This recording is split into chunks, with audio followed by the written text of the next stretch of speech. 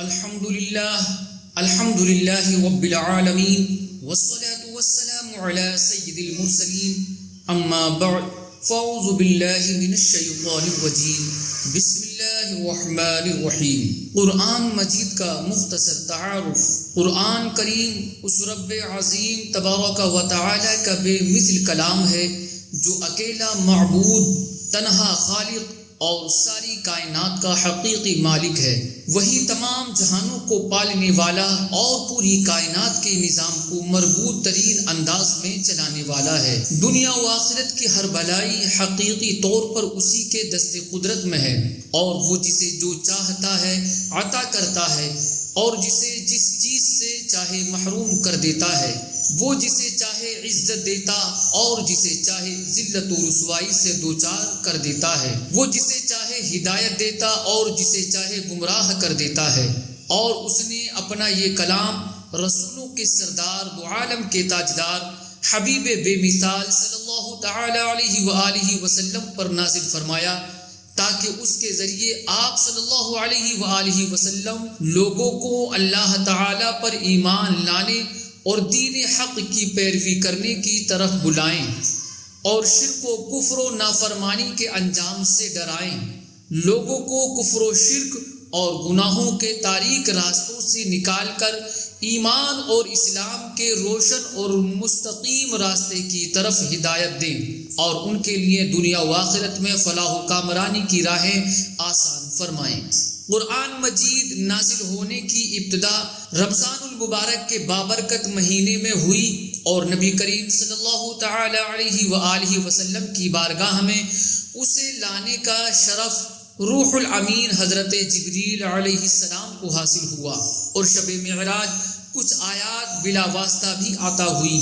قرآن مجید کو دنیا کی فصیح ترین زبان یعنی عربی زبان میں نازل کیا گیا، تاکہ لوگ اسے سمجھ سکیں اور عرب کے رہنے والوں اور کفار قریش کے لیے کوئی عذر باقی نہ رہے، اور وہ یہ نہ کہہ سکے کہ ہم اس کلام کو سن کر کیا کریں گے جسے ہم سمجھ ہی نہیں سکتے۔ قرآن مجید کو تورات و انجیل کی طرح ایک ہی مرتبہ نہیں اتارا گیا، بلکہ حالات و واقعات کے حساب سے تھوڑا تھوڑا کر کے تقریباً 23 سال کے عرصے میں اسے نازل کیا گیا، تاکہ اس کے احکام پر عمل کرنا مسلمانوں پر بھاری نہ پڑے، اور نبی کریم صلی اللہ تعالی علیہ وآلہ وسلم کے قلب اطہر کو مضبوطی حاصل ہو۔ اور یہ اللہ تعالی کا اپنے حبیب صلی اللہ تعالی علیہ وآلہ وسلم کی امت پر بہت بڑا احسان ہے۔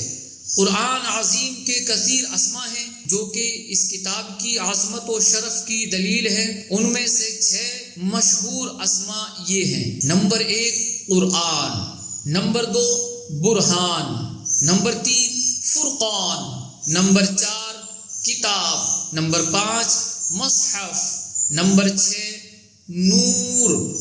قرآن عظیم کی عظمت، اللہ تعالیٰ نے جو عظمت و شان قرآن مجید کو عطا کی ہے وہ کسی اور کلام کو حاصل نہیں۔ یہاں اس کی 11 عظمتیں ملاحظہ ہوں۔ نمبر 1 قرآن کریم اللہ تعالیٰ کی واضح دلیل اور اس کا نازل کیا ہوا نور ہے۔ ارشاد باری تعالیٰ ہے: یا ایھا الناس قد جاءکم برہان من ربکم وانزلنا الیکم نورا مبینا، یعنی اے لوگو، بے شک تمہارے پاس تمہارے رب کی طرف سے واضح دلیل آ گئی، اور ہم نے تمہاری طرف روشن نور نازل کیا۔ نمبر 2 اللہ تعالیٰ کے علاوہ اور کوئی اس کلام کو اپنی طرف سے نہیں بنا سکتا، چنانچہ اللہ تعالی ارشاد فرماتا ہے: وَمَا كَانَ هَذَا الْقُرْآنُ أَن يُفْتَرَى مِن دُونِ اللَّهِ وَلَكِن تَصْدِيقَ الَّذِي بَيْنَ يَدَيْهِ وَتَفْصِيلَ الْكِتَابِ لَا رَيْبَ فِيهِ مِن رَّبِّ الْعَالَمِينَ۔ اور اس قرآن کی یہ شان نہیں کہ اللہ کے نازل کیے بغیر کوئی اسے اپنی طرف سے بنا لے۔ ہاں، یہ اپنے سے پہلی کتابوں کی تصدیق ہے اور لوح محفوظ کی تفصیل ہے، اس میں کوئی شک نہیں ہے، یہ رب العالمین کی طرف سے ہے۔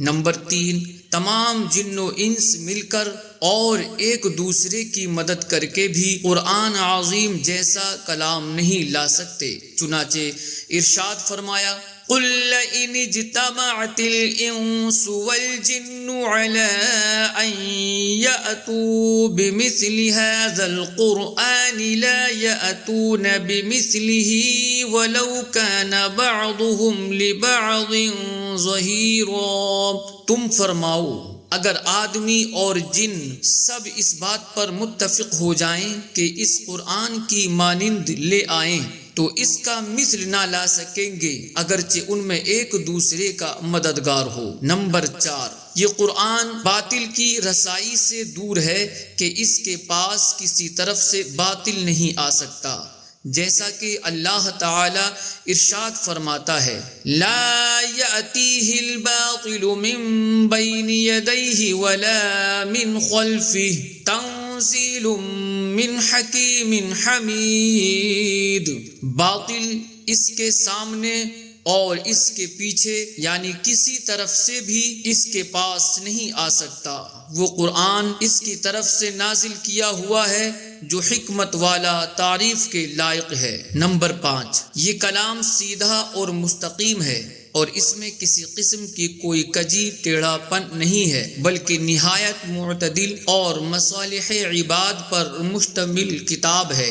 چنانچہ اللہ تعالی ارشاد فرماتا ہے الحمدللہ الذی انزل علی عبدہ الکتاب ولم یجعل لہ عوجا قیما لینذر بأسا شدیدا من لدنہ ویبشر المؤمنین الذین یعملون الصالحات ان لہم اجرا حسنا۔ تمام تعریفیں اس اللہ کے لیے ہیں جس نے اپنے بندے پر کتاب نازل فرمائی اور اس میں کوئی ٹیڑھ نہیں رکھی، لوگوں کی مصلحتوں کو قائم رکھنے والی نہایت معتدل کتاب، تاکہ اللہ کی طرف سے سخت عذاب سے ڈرائے اور اچھے اعمال کرنے والے مومنوں کو خوشخبری دے کہ ان کے لیے اچھا ثواب ہے۔ نمبر 6، یہ محفوظ کتاب ہے اور اس میں کسی قسم کی کوئی تبدیلی نہیں ہو سکتی، کیونکہ اس کی حفاظت کا ذمہ خود اللہ تعالی نے لیا ہے۔ چنانچہ ارشاد فرمایا اِنَّا نَحْنُ نَزَّلْنَا الذِّكْرَ وَإِنَّا لَهُ لَحَافِظُونَ۔ بے شک ہم نے اس قرآن کو نازل کیا ہے اور بے شک ہم خود اس کی حفاظت کرنے والے ہیں۔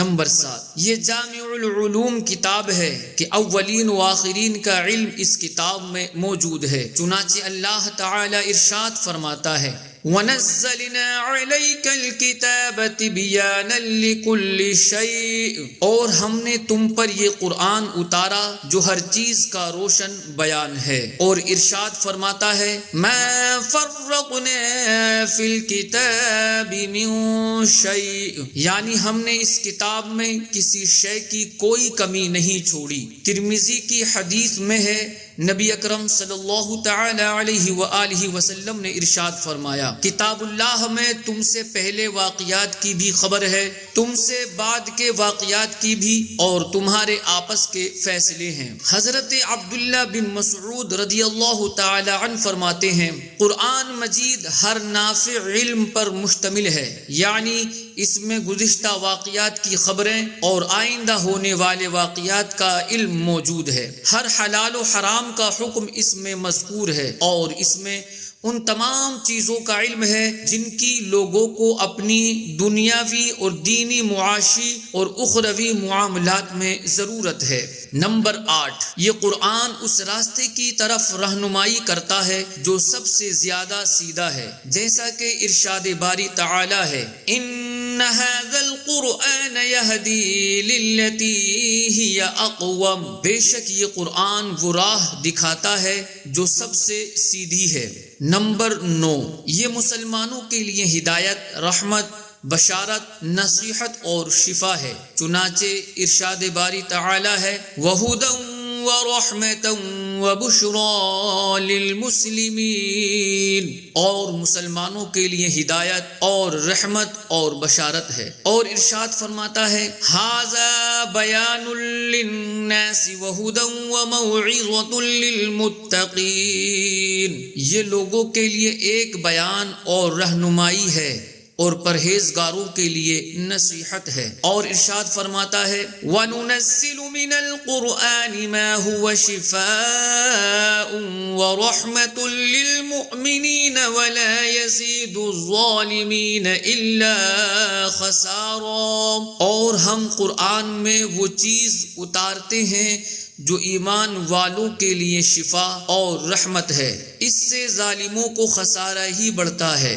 نمبر 10، یہ خاص طور پر اہل عرب کے لیے اور عمومی طور پر پوری امت کے لیے عظمت و ناموری کا سبب ہے۔ چنانچہ اللہ تعالی ارشاد فرماتا ہے وَإِنَّهُ لَذِكْرٌ لَكَ وَلِقَوْمِكَ، اور اے حبیب بے شک یہ قرآن تمہارے اور تمہاری قوم کے لیے عظمت کا سبب ہے۔ اور ارشاد فرماتا ہے لَقَدْ أَنزَلْنَا إِلَيْكُمْ كِتَابًا فِيهِ ذِكْرُكُمْ أَفَلَا تَعْقِلُونَ، بے شک ہم نے تمہاری طرف ایک کتاب نازل فرمائی جس میں تمہارا چرچا ہے، تو کیا تمہیں عقل نہیں؟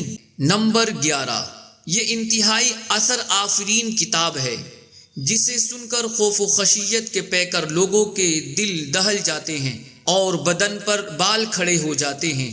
اللہ تعالی ارشاد فرماتا ہے اللہ نزل احسن الحدیث کتابا متشابہا مثانیہ تقشعر